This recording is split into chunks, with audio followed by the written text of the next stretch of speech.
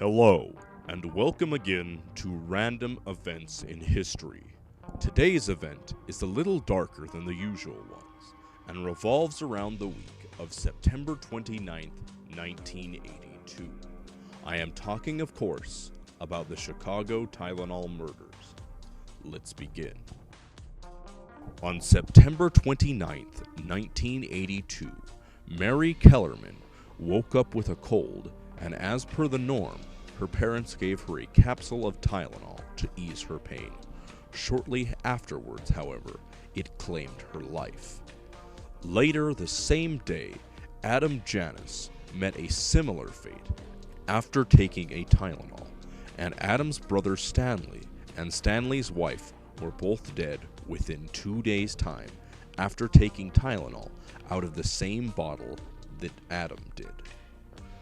This was soon followed by the death of Mary McFarland, Mary Rayner, and Paula Prince, and America was struck with a nationwide panic, until finally a connection was made between the deaths.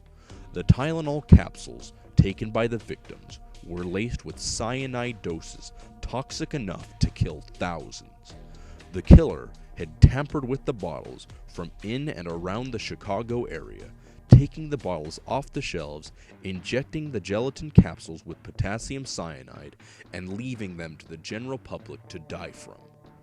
With all the safety measures in place nowadays, it's hard to imagine how this could happen, but this was a different time, and protective seals and other safety measures were just not in place. Tampering with a bottle only took removing the lid and moving the cotton ball to the side. It was extremely easy, and in this case proved to be extremely fatal.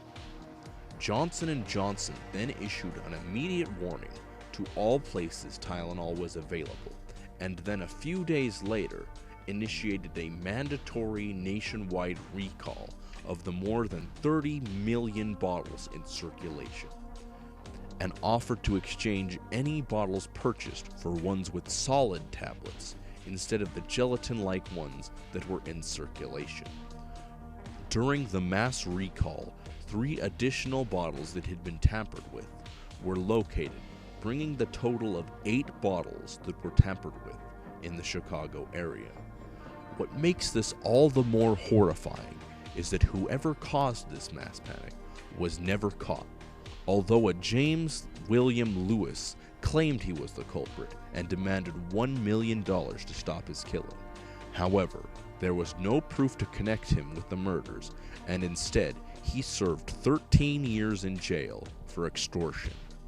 The aftermath of the 7 total deaths from the Chicago Tylenol murders would prove to be monumental in the future of handling of drugstore medication, as this introduced tamper-proof packaging to prevent any tampering in the future, and in turn has saved hundreds and possibly thousands of lives. Overall, this has led to a safer way of distributing medication, and all around will be remembered in history forever. Thank you for watching this video, and I hope you enjoyed it. Be sure to stop by again when I go over another random event in history.